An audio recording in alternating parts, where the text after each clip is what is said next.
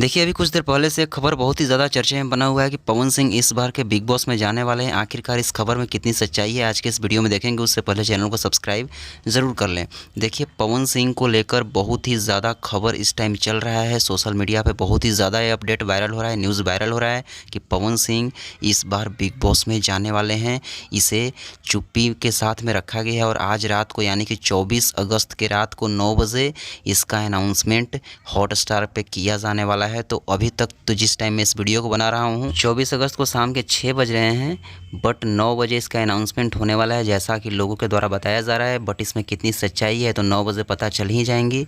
लेकिन पवन सिंह के बहुत सारे फैंस का एक कहना है कि अगर पवन भैया को बिग बॉस में एक कंटेस्टेंट के तौर पे नहीं जाना चाहिए, अगर जाना है तो परफॉर्मर के तौर पे जा सकते हैं। इसके लिए हम लोग एक्साइटेड हैं, लेकिन एक कंटेस्टेंट के तौर पे नहीं जाना चाहिए जैसा कि फैंस का कहना है। बट पवन सिंह की तो यही स्टार्टिंग से बात रही है कि मैं बिग बॉस में कभी नहीं जाऊंगा। जैसा कि मेरे पिछले वीडियो में आप सबने देखा होगा, पवन सिंह बीते रोज़ भी बोले हैं कि हम बिग बॉस में जाता नहीं।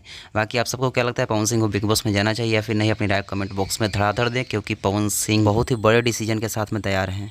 धन्यवाद।